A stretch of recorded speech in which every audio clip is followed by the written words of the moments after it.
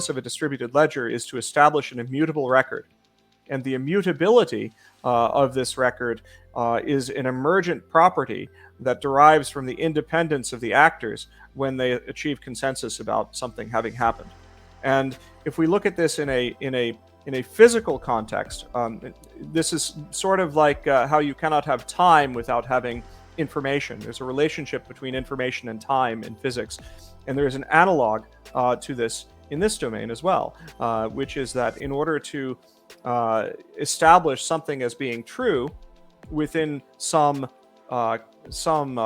temporal frame, we really need to commit somehow to this event having happened. And the distributed ledger provides a way for users of the ledger to externalize their commitments about what is true.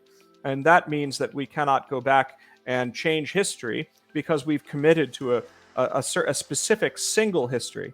And I can't emphasize enough how powerful that is. Now, it's used in digital currencies to prevent double spending of tokens, and this is very well understood and appreciated. But really, the distributed ledger is not foundationally about managing tokens or running smart contracts. The distributed ledger is foundationally about establishing truth. So when we think about the value that distributed ledgers can bring to future digital asset frameworks, it's really about providing an immutable record, an irrevocable history, if you will, of certain things having happened. And the way that we use that is going to evolve further. It has evolved, and it will continue to evolve.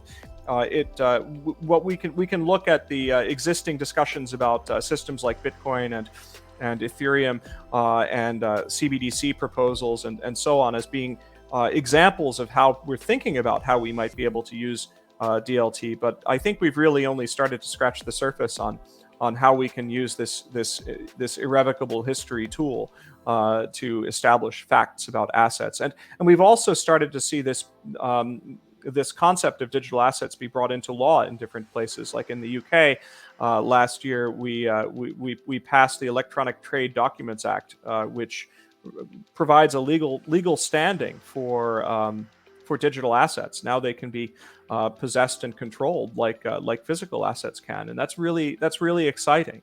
And I think that our work in distributed ledgers can pave the way towards understanding how we can design systems to allow us to transact digital assets without necessarily having the ownership of digital assets really just be records managed by one particular authority or one particular juridical context.